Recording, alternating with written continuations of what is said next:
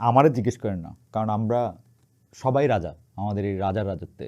রবীন্দ্রনাথ ঠাকুরের এই গানের আক্ষরিক প্রয়োগ দেখা যাচ্ছে মহামতি ইউনূস সরকার আমলে। ভাইরে ভাই, উপদেষ্টার পর উপদেষ্টা ভরে ফেলল দেশটা। রামকৃষ্ণ বলে গেছিলেন, যত মত তত পথ। 17 কোটি জনগণের 17 কোটি উপদেষ্টা। বাহ, বেশ বেশ। ফেসবুকে ফাহাদ আসমান লিখেছেন, প্রিয়জনকে উপদেষ্টা উপহার দিন। উপদেষ্টা কিনে কেউ দেউলিয়া হয় না। প্রসেনজিৎ কুমার লিখেছেন, নিজের পায়ে নিজে কুড়াল মারা বিষয়ক কোনো উপদেষ্টা লাগলে আমারে খবর দিয়েন। হা হা। এত এত উপদেষ্টা ক্যাবিনেটের গহীন গহ্বরে বসে বসে কত কত ডিম পাড়তেছেন আল্লাহ মালুম। বাইরে থেকে আমরা তো কিছু দেখতে পাচ্ছি না। ডিমের কথায় মনে পড়লো, আপনারা কি সেই ডিমওয়ালার গল্প শুনছেন? ওই যে সে এক ঝুড়ি সিদ্ধ ডিম নিয়ে হাটে যায়, ডিমগুলি একটা গামছা দিয়ে ঢাকা, গামছার উপরে একটু ছোট ডিমের পাশে সাধারণ, মানে বড় বলা যাবে না, সাধারণ মাঝারি একটা ডিম রাখা। হাটের লোকজন ডিম কেনার সময় তুলনামূলক বড় ডিমটাই কিনে।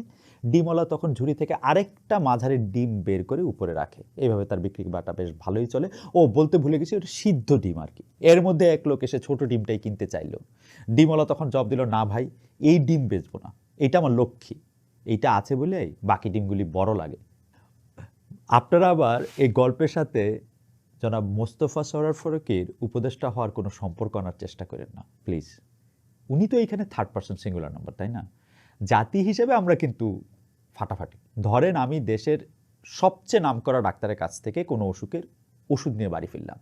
বাসায় আমার খালাতো বোন বা মামাতো বোন বা ফুফাতো ভাই বা চাচাতো বোন বলবে, আরে ডাক্তার কিচ্ছু জানে না, এগুলি রাখতো, তুই আমার কথা শোন, এসব কিচ্ছু লাগবে না, 2টা শুকনা মরিচ, 3টা দারচিনি তেলে মুচমুচা করে ভাইজা গরম পানিতে ঘুটা দিয়ে গিলা ফেল। আমি ধরেন মিনমিন করে বলতে গেলাম, কিন্তু ডাক্তার তো বলছে, আরে রাখতো ডাক্তার, ওরা ডাক্তার নাকি, কষায় কষায়। এরকম করে ক্রিকেট বলেন, ফুটবল বলেন, মাঠে যারা খেলতেছে তারা ছাড়া আমরা বাকিরা সব কিছু জেনে বসে থাকি। কারে কোন পজিশনে খেলানোর দরকার ছিল, মানে খালি বাংলাদেশের না, কিন্তু বিশ্বকাপের সময় বা ইউরো কাপের সময় বা ইউরোপিয়ান ফুটবল লিগ চালানোর সময় আপনি দেখবেন কারে কোন পজিশনে খেলানো দরকার ছিল, কে কোন দৌড়টা কেমনি দিল না, কার বেঞ্চে বসে থাকা দরকার ছিল আর কার থাকা দরকার ছিল মাঠে, এটা আমরা সবচেয়ে ভালো জানি। গাড়ি চালানোর সময় দেখবেন সবাই খালি যে স্টিয়ারিংয়ে বসে আছে তারের ডিরেকশন দিতেছে, এদিকে যান, সাইডে কাটেন, বামে যাও। তখন যদি বলেন, ভাই আপনি আপনি আপনি আয়সা স্টিয়ারিংয়ে বসেন, তখন বলবে, আরে আমি তো কনস্ট্রাকটিভ ক্রিটিসিজম করতেছিলাম। আর এই ক্রিটিসিজমের কনস্ট্রাকশন, এইটা এইটা এইটা এইটা আমরা প্রায় শুনি। কনস্ট্রাকটিভ ক্রিটিসিজম মানে মানে মানে ক্রিটিসিজম দিয়ে কোনো কিছু কনস্ট্রাক্ট করা, বা ক্রিটিসিজমের কনস্ট্রাকশন মানে সমালোচনাকে গঠনমূলক হইতে হবে। এইটা ওই ওই আমলেও অনেক বেশি শুনতাম যে আপনারা সমালোচনা করেন কিন্তু গঠনমূলক সমালোচনা করেন। মানে যেটা বলতে চাচ্ছি আর কি, যে মোট কথা, যার যা কাজ তিনি ছাড়া, সে ছাড়া, ও ছাড়া আমরা বাকিরা তো সবচেয়ে ভালো জানি। এই যে ধরেন সরোয়ার ফারুকীর উপদেষ্টা হওয়া নিয়ে এত হাউকাউ সোশ্যাল মিডিয়াতে। শেখ হাসিনার আমলে একই পদে ছিলেন আসাদুজ্জামান নূর, তার সময় এইরকম হইচই হয় নাই। তার কি কারণ হইতে পারে আমার একটু বোঝান তো ভাই আপনারা, বা বোঝান তো বোন আপনারা। সাহিত্য, শিল্প, সংস্কৃতিতে জনাব নূর সাহেবের কনস্টিটিউশন কি বলেন তো প্রিয় বোন বা ভাই? উত্তর হইতে পারে, উনি ছিলেন বাকের ভাই, আর উনি ছিলেন মির্জা, আর উনি সুদর্শন, আর ভালো অভিনয় করতেন অনেক, আর আর তো এশিয়াটিক, আর আর কি লাগবে বলেন তো? নীলফামারী থেকে আসছে এত সুন্দর লোকটা। মানে যখন কেউ বলে কেন ফারুকী, আমার তখন মনে হয় কেন নূর? ধর্ম, সমাজ, সাহিত্য বা রাজনীতির বিষয়ে আমাদের মানসিক পরিপক্কতা বোঝা যায় কোনো কিছুর আনুষ্ঠানিকতা পার হয়ে মূল সত্যে পৌঁছানোর চেষ্টার মধ্যে। আমরা হুজুগ প্রিয় জাতি বাকের ভাইয়ের ফাঁসি বন্ধ করার জন্য মিছিল করি, অথচ আমরাই আবার কারো না কারো ফাঁসির দাবিতে তুলকালাম করি। তিশা একজন অভিনেত্রী, তিনি ফজিলাতুন্নেছার চরিত্রে অভিনয় করছেন বলে সেই মানুষটা হয়ে যান নাই। 2013 সালে শাহবাগ আন্দোলনের বাই প্রোডাক্ট হিসেবে যখন নাস্তিক নাস্তিক ভেদাভেদ চরম রূপ নিচ্ছে, সে সময় ফারুকের টেলিভিশন ক্ষতের উপর মলমের কাজ করেছে। আসাদুজ্জামান নূরের আলাপের জের ধরেই বলি, আমরা তার সাথে নাটকের যে চরিত্রগুলি সবচেয়ে বেশি রিলেট করি, বাকের ভাই, ছোট মির্জা, অথবা এইসব দিনরাত্রির রফিক, এইসব চরিত্রের রচয়িতার নাম হুমায়ুন আহমেদ। 13 নভেম্বর তার 76তম জন্মদিন গেল। জনাব নূর অভিনীত, তার লেখা একটা নাটকের কথা বলি। তার আগে ছোট করে বলে রাখি, অনেক সময় আমরা মঞ্চের উপরের মানুষটাকে দেখতে উইংসে থাকা মানুষের কথা ভুলে যাই।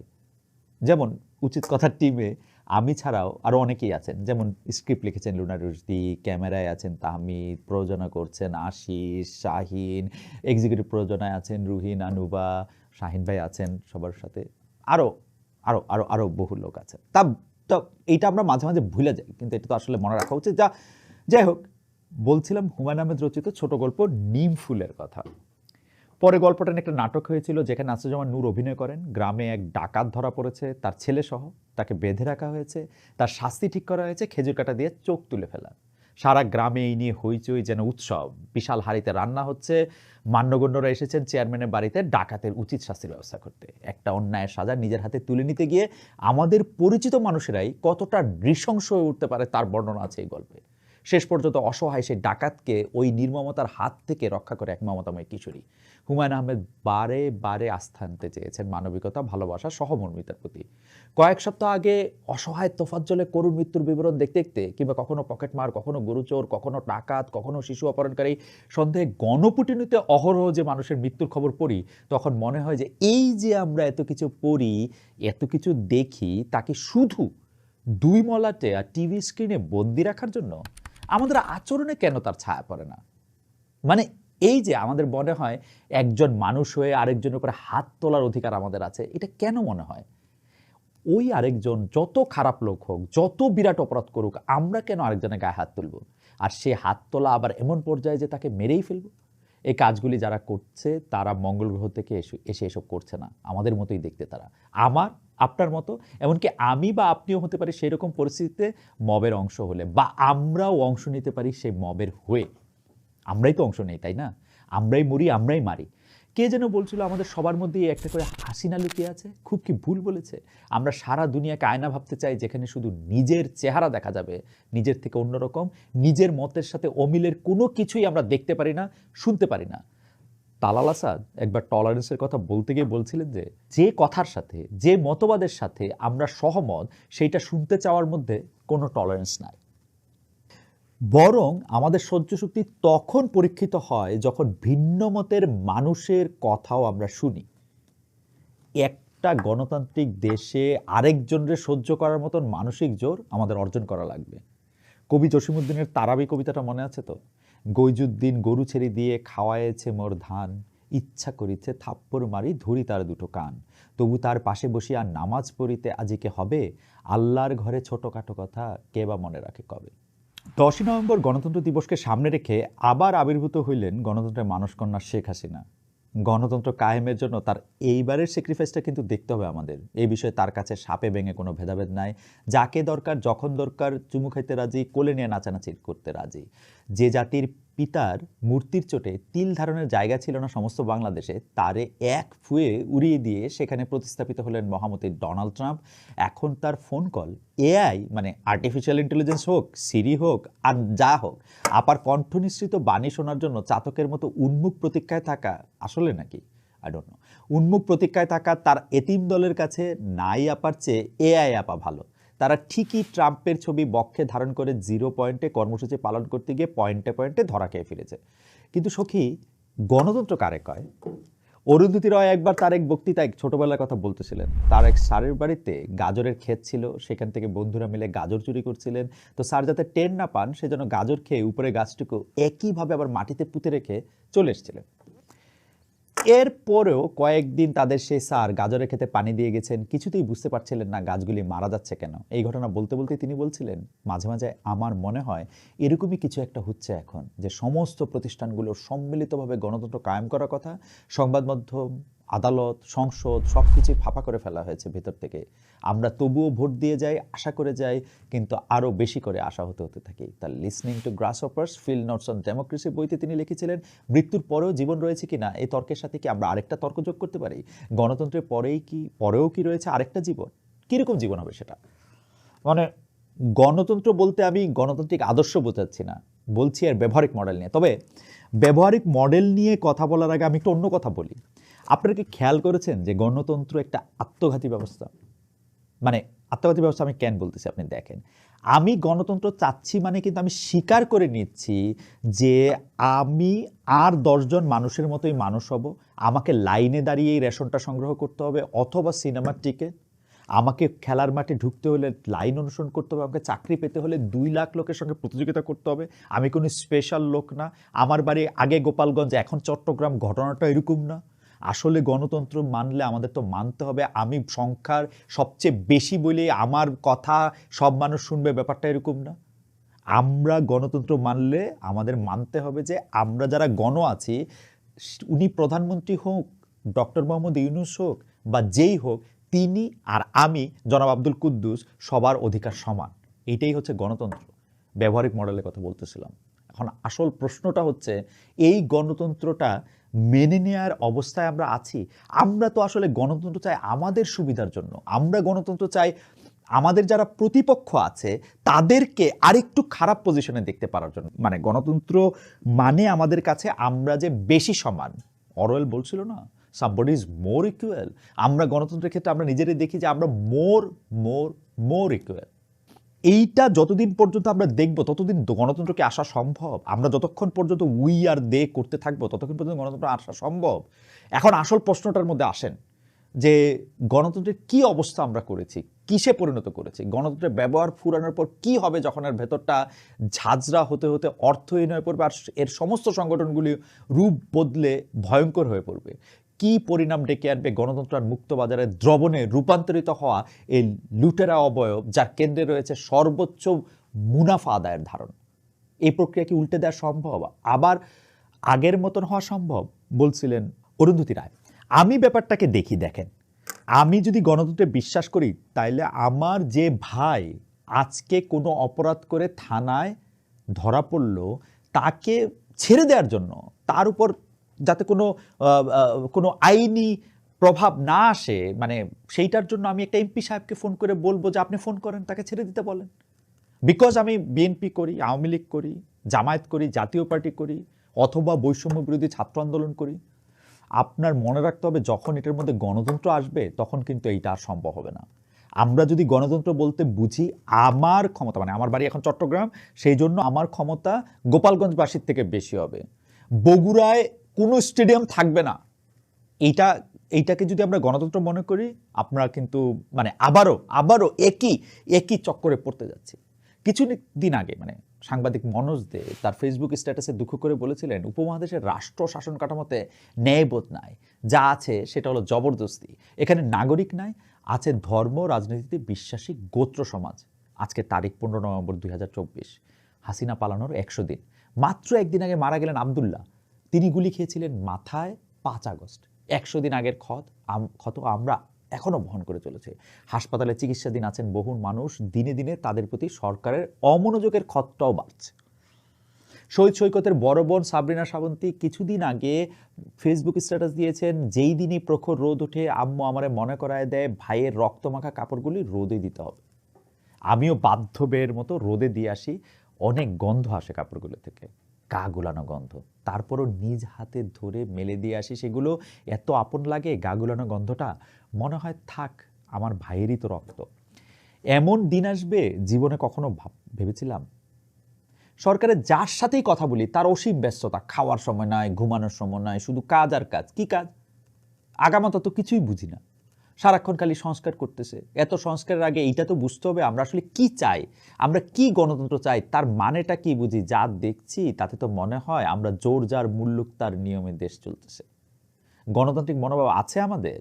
সবসময় তককে তককে থাকি কোন রাস্তায় পাশের লোকটারে ঠকায় নিজের কাজ হাসিল করতে পারি। আমাদের জাতীয় ফল যে কাঁঠাল, সেটা তো আর এমনি এমনি না। অন্যের মাথায় কাঁঠাল ভাঙার কাজটা ভালোই শেখা আছে আমাদের। একটা ঠিকঠাক গণতান্ত্রিক নিয়মে ঢুকতে হলে এক ধরনের স্থিতিশীলতা লাগে।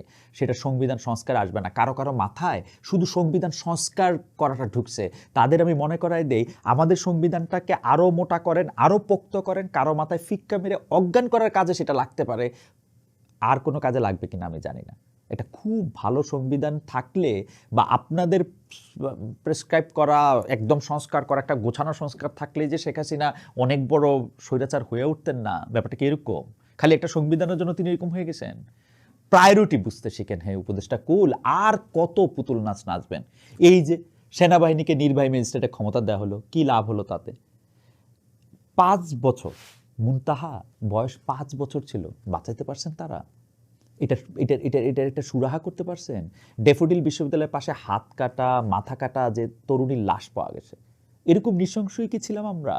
প্রথমে সবার ধারণা ছিল লাশটা হয়তো কোনো ছাত্রীর, পরে যখন জানা গেল একজন গার্মেন্ট কর্মীর লাশ, তখন আমাদের হাহাকার থেমে গেল। মানে আমরা তো মোর ইকুয়াল, তাই না? মোর ইকুয়াল। আমরা কেন গরিব মানুষের, শ্রমিকের মৃত্যু নিয়ে উদাসীন? আমরা বরং লুনারুসদি প্রশ্ন করতেছি না আমরা কেন গরিব মানুষের মৃত্যু নিয়ে উদাসীন। আমার প্রশ্ন হচ্ছে যে আমরা কেন গরিব মানুষের মৃত্যু নিয়ে ভাববো? কোনোদিন ভাবছি? যেইটা আমাদের গায়ের উপর আইসা না পড়ে সেটাতে আমরা থাকি? আমরা চিন্তা করি এটা নিয়ে? করছি কোনো সময়? আমি জানি না। ঢাকার সাভারের আশুলিয়ার জেনারেশন নেক্সট ফ্যাশন লিমিটেড নামে তৈরি পোশাক কারখানার শ্রমিক ছিলেন চম্পা খাতুন। 3 মাসের বকেয়া বেতনের দাবিতে বিক্ষোভের সময় 23 অক্টোবর পুলিশের সঙ্গে সংঘর্ষে গুলিতে আহত হন চম্পা। চিকিৎসাধীন অবস্থায় 27 অক্টোবর ঢাকা মেডিকেল কলেজ হাসপাতালে তিনি মারা যান। বৈষম্য বিরোধী আন্দোলনে হাসিনার পুলিশ যেইভাবে নির্বিচারে গুলি চালিয়েছিল মানুষের উপর, এখনো একই ঘটনা আবার ঘটল। কবি আন্দালিবের কবিতার কয়েকটা লাইন শোনেন। বৃক্ষের কন্দর থেকে সারা রাত ছড়িয়ে পড়ছে অসংখ্য কূটাভাস। ডিফেক্টো নেতার হাসি থেকে থেকে বীত স্পৃহ করছে আমাদের। আমরা ভাবছি এগোতে হবে, হাহাকারই আমাদের প্রধান জ্বালানি। একদম ফাটা পোস্টার নিকলা হিরোর মতো করে এবার ডিফেক্টো থেকে সত্যিকারের নেতা হয়ে দেখান দেখি। ইন্টারন্যাশনাল ক্রাইসিস গ্রুপের রিপোর্টে দেখলাম তারা বলছে মানুষের আকাশচুম্বী প্রত্যাশা পূরণ করাটাই সবচেয়ে বড় চ্যালেঞ্জ। আমাদের ধারণা ছিল হাসিনা পালাইলেই দেশের সব মানুষ দরবেশ হয়ে যাবে, কেউ আর চুরিচামারি করবে না, কাজে ফাঁকি দিবে না, অন্যের ঘাড় মটকাবে না। কিন্তু আমাদেরকে তো গুপি গায়েন বাঘা বাইনের মতো ভূতের রাজা কোনো বর দেয় নাই। দিছে নাকি বর? দেয় নাই তো। আমরা যেখানে ইচ্ছা চাইলেই চলে যেতে পারি না। প্রতিটা পদক্ষেপ নিতে হয়, প্রতিটা সিঁড়ি উঠতে হয়। যে বিশাল কর্মসূচি এই সরকার হাতে নিয়েছে তা 1 বছরে তো দূরের কথা, 1 প্রজন্ম শেষ হবে না। কারণ এর বাস্তবায়নের জন্য আমাদের সামষ্টিক মানসিকতার পরিবর্তন দরকার। সেটা কি এত সহজ? কিন্তু এইটাও বলবো যে ইউনূস সরকার আমাদের আশানুরূপ দ্রুততার সাথে কাজ করতে পারছে না মানে এই না যে হাসিনার সময় ভালো ছিলাম। ওবামার আমলে ডেমোক্রেট আর রিপাবলিকানদের নিয়ে একটা জোক আছে। এক মহিলা হট এয়ার এই বেলুনে চড়ে আকাশে ভাসতে ভাসতে হঠাৎ বুঝতে পারলো সে হারাই। তখন নিচের দিকে নামতে নামতে দেখে সে নৌকায় একজন লোক বসে আছে। সে চিৎকার করে জানতে চাইল, ও ভাই শুনছেন? ও ভাই শুনতেছেন? আমি তো আমার দোস্তে বলছিলাম 1 ঘন্টার মধ্যে দেখা করব, কিন্তু এখন তো বুঝতেই পারছি না যে আমি কই আছি। লোকটার সাথে জিপিএস ছিল, মানে সেখানে এসে দেখে টেকে বলল, আপনি আছেন একটা হট এয়ার বেলুনে, মাটি থেকে 30 ফুট উপরে আর সমুদ্র তল থেকে 2346 ফিট উপরে। আপনি আছেন 31 ডিগ্রিতে, যা উত্তর ল্যাটিটিউড থেকে 14.7 ডিগ্রিতে আর পশ্চিম ল্যাটিটিউড থেকে 49.9 ডিগ্রিতে। মহিলা জানতে চাইলো, আপনি নিশ্চয়ই একজন ডেমোক্রেট? হ্যাঁ তো। কেমনি বুঝলেন বলেন তো? মহিলা উত্তরে বললো, আপনি যা কিছু আমাকে বললেন ওইসব টেকনিক্যালি ঠিক হলেও এই তথ্য দিয়ে আমি কি করব জানি না, আর সত্যি কথা হলো এতে আমার কোনো সাহায্য হয় নাই। এবার লোকটা হেসে জবাব দিল, আপনি নিশ্চয়ই রিপাবলিকান। ওমা, এটাই বা কীভাবে বুঝলেন? আপনি কই আছেন বা কোথায় আছেন জানেন না, একগাদা গরম বাতাসের উপরে উপরে উঠে আছেন। এমন এক প্রমিস করেছেন যে এটা কিভাবে রাখবেন সেটা জানেন না, আর আপনি আশা করেন আমি আপনার সমস্যার সমাধান করে দেব। আমাদের দেখা হওয়ার সময় যে অবস্থায় ছিলেন এখন আপনি ঠিক অবস্থায় আছেন, কিন্তু হঠাৎ সব আমার দোষ হয়ে গেল। একটু কি মিলল? আরও হাজার হাজার প্রশ্ন আমাদের মনে কিলবিল করছে। যেমন 25শে আগস্ট গাজী টাওয়ার্সে আগুন লাগার খবর বিভিন্ন সংবাদপত্রে ছাপা হয়েছিল। বিবিসি বলছে 184 জন নিখোঁজ, তারা নাকি লুটপাট করতে গিয়ে পুড়ে মরেছে, কিন্তু তারপর এই নিয়ে কোনো ফলো আপ নিউজ নাই কেন? কেউ কি গণমাধ্যমকে চুপ করিয়ে দিল? সেনাবাহিনী না তো। অথবা জামায়াতের আমির ডক্টর শফিকুর রহমান, যিনি 71-এ জামাতের ভূমিকার জন্য ক্ষমা চাইতে রাজি হন নাই, তিনি কেন হঠাৎ করে এত উদার হয়ে বলে ফেললেন, আমি বারবার ফেসিজম আর ফেসিস্ট বলা পছন্দ করি না, কারণ এরাও তো আমাদের পরিবারের সদস্য, রাজনৈতিক পরিবারের সদস্য। ভুল মানুষই করে, দুর্নীতিও মানুষ করতে পারে। ভুল যে করবে সে ক্ষমা চাইবে, দুর্নীতি যারা করবে তারা শাস্তি পাবে। মানে এটা হচ্ছে শফিক সাহেবের কথা। এরকম আরও বহু চিন্তা নিয়ে বা চিন্তার বুদবুদ নিয়ে বা প্রায় চিন্তা নিয়ে আগামী পর্বে আপনাদের সঙ্গে আবার দেখা হবে। আজ যাই, সবাই ভালো থাকবেন।